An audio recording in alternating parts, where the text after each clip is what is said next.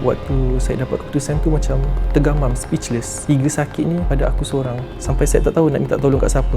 Masalah kat sekolah lagi, ada masalah dengan keluarga, kat rumah lagi. Dunia ni aku seorang je ke? Aku seorang je ke yang ada masalah? Aku seorang je ke yang ada masalah?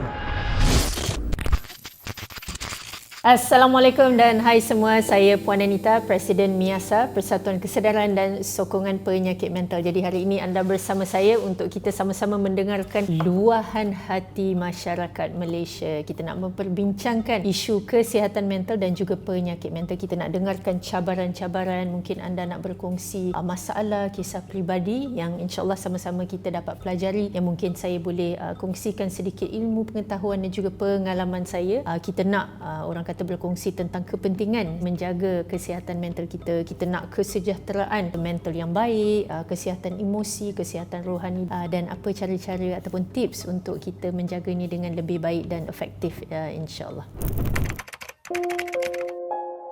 Assalamualaikum. Nama saya Amin, umur saya 25 tahun. Sebenarnya saya dah simpan lama yang saya ada masalah mental health, cumanya tak tahu nak kongsikan pada siapa. Jadi hari ini saya terbuka, saya nak kongsikan masalah mental health yang saya hadapi ni lah. Sebenarnya mula-mula saya tak tahu pun yang saya mengalami depresi lah. Tapi bila saya tahu tu, saya tak tahu pun nak cakap dengan siapa. Saya try Google dan buat semakan sendirilah. Dekat Google tu saya cek kenapa seseorang tu rasa sedih macam yang saya alami. Kenapa rasa macam muram, rasa give up. Dan selepas saya Google tu, baru saya tahu yang saya ada depresi. Saya juga pernah struggle dengan social anxiety disorder. Bila masuk sekolah baru tu, saya tak ramai kawan. Dan benda tu buat saya rasa stres sebab nak biasakan diri dengan sekolah baru kan. Mungkin faktor stres tu yang mendorong saya terkena depression lah. Dan berlaku juga salah faham dekat antara saya dengan kawan-kawan saya. Dan mungkin sejak daripada itu jugalah saya punya masalah depression tu menjadi-jadi. Saya juga pernah kena ejek dengan kawan saya, padahal saya rasa saya tak buat salah pun. Dengan masalah kat sekolah lagi, ada masalah dengan keluarga, kat rumah lagi. Masalah yang bertimbun-timbun tu sedikit sebanyak macam menjadi satu beban untuk saya. Sampai saya tak tahu nak minta tolong kat siapa. Kawan pun tak ramai, keluarga ada masalah, saya tanggung seorang-seorang. Dan selain depression, saya juga macam notice yang saya ni ada anxiety. Saya notice yang saya ada anxiety masa saya form 3. Waktu tu dalam kelas, semua orang borak rancak dengan kawan-kawan masing-masing. Tapi saya seorang tak tahu nak borak dengan siapa. Sampai saya macam rasa panik. Orang tak nak kawan dengan aku ke? Apa salah aku? Orang sekeliling semua bising. Tapi saya macam mana tak tahu, tiba-tiba saya menangis. Saya rasa suram, saya menangis teresak-esak. Fikiran saya pula macam bercelaru gila waktu tu. Terus saya lari dan keluar kelas. Saya pergi bilik air. Yang itu pasal anxiety. Tapi saya rasa saya bukan ada anxiety je. Rupanya saya ada depression juga. Sebabnya kan waktu tu ada satu hari dalam pukul 3 pagi lah. Waktu tu patutnya saya dah tidur kalau macam hari-hari biasa. Tapi hari tu saya terbaring atas lantai, tengok ceiling. Fikiran saya kosong gila. Saya tak fikir apa-apa.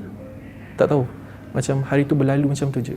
Dan entah macam mana, saya menangis. Dalam pada menangis tu, saya macam cuba muhasabah diri lah. Saya tanya diri saya sendiri, dunia ni aku seorang je ke? Aku seorang je ke yang ada masalah? Aku seorang ke yang ada sakit ni? Saya tak ada kawan pun. Saya struggle seorang diri. Tak ada siapa pun waktu tu dengan saya yang saya nak luahkan. Semuanya saya tanggung seorang-seorang. Sampaikan habis sekolah menengah, saya masuk universiti. Dan dekat situlah saya rasa macam ada sinar baru untuk saya untuk berdepan dengan masalah yang saya hadapi ni lah. Saya try untuk apply terapi yang provide dekat universiti saya. Dan Alhamdulillah Allah pemudahkan, terapi itu pula percuma. Dan dekat situlah saya mula kena pasti dan diagnose yang saya ini ada masalah tu. Lepas saya daftar untuk jalani terapi tu, saya ada jumpa psikiatri dan beberapa ahli terapi lah. Diorang ada bagi back depression, anxiety punya inventory. Dan daripada situ, pakar psikiatri ada bagi saya adopt ADHD punya self report. Lepas saya buat check up dengan psikiatri yang saya jumpa tu, rupanya saya ada 3 sakit dalam waktu yang sama, iaitu depression, anxiety dengan ADHD. Waktu saya dapat keputusan tu macam tergamam, speechless. 3 sakit ni pada aku seorang. Saya tak menyalahkan takdir, Tapi saya redha lah dengan apa yang saya hadapi ni. Jadi daripada luahan hati yang pertama ini, penting untuk kita fahami, untuk mendapat penyakit mental ni sebenarnya bukan mudah ya guys. So, tiba-tiba bangun pagi dapat kemurungan, bangun pagi dapat anxiety, dia bukan begitu. Tetapi perlukan pelbagai faktor. So you need time for it to build up and it develops into a mental health condition. Jadi sebab tu intervensi awal itu yang penting. Remaja tadi katakan waktu daripada sekolah kemudian masuk ke universiti, kita dapat melihat daripada kisah beliau sahaja, dia tidak ada tempat untuk meluahkan. Dia juga tidak tahu bagaimana, ke mana nak pergi sebenarnya. Sebab tu banyak orang selalu bagi tahu saya, Puanita, saya ni tak tahu what is the first step, where do I go for help, kat mana aku nak mula ni, adakah aku jumpa pakar psikiatri, adakah jumpa pakar psikologi, adakah aku pergi kepada badan NGO seperti MIASA. Yang pertama guys adalah luahkan kepada individu yang kita percayai. Mungkin individu itu bukan pakar, tapi individu itu adalah individu yang kita percayai that has our back. Jadi ini penting untuk mengurangkan tekanan, untuk mengurangkan bebanan tersebut. Luahan hati tadi membincangkan tentang kos untuk mendapatkan rawatan ataupun terapi di universiti percuma, maka menjadi mudah untuk kita akses kepada perkhidmatan. Di Malaysia juga sama. Kita sebenarnya boleh melangkah masuk ke klinik kesihatan, RM1, RM2, RM5 boleh mendapatkan perkhidmatan. Tetapi yang penting di sini adalah you need to know what to say and what to ask. Jadi bila anda pergi ke klinik kesihatan, bagi tahu, saya rasa tak best, okey, boleh cakap. Kedua, bagi tahu saya nak menjalankan ujian penilaian kesihatan mental. Jadi di situ baru mereka tahu sebenarnya, oh, this person has a mental health issue and they want to do something about it. Bawa surat rujukan daripada klinik kesihatan dan pergi ke hospital kerajaan. Okey. Daripada situ, bila kita dah ada surat rujukan, barulah kita boleh bertemu dengan pakar psikiatri. Dan juga kalau anda tak tahu bagaimana nak melakukan segala apa yang saya sebutkan tadi, anda juga boleh terus walk in ke mental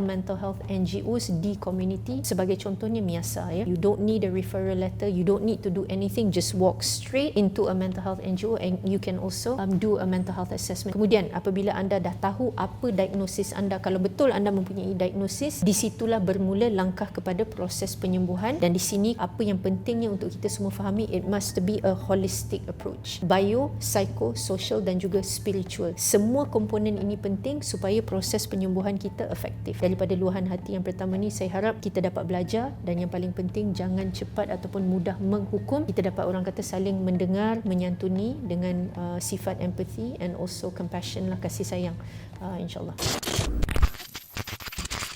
Dia buat saya obses. Aksiden di langgar kereta, lalu alami panic attack. Badan tu rasa macam nak tumbang. Kadang-kadang rasa macam tercekik. Saya suka tengok orang dekat hospital. Apa akan jadi kalau aku mati? Saya terbayangkan kalau saya mati. Saya terbayangkan kalau saya mati.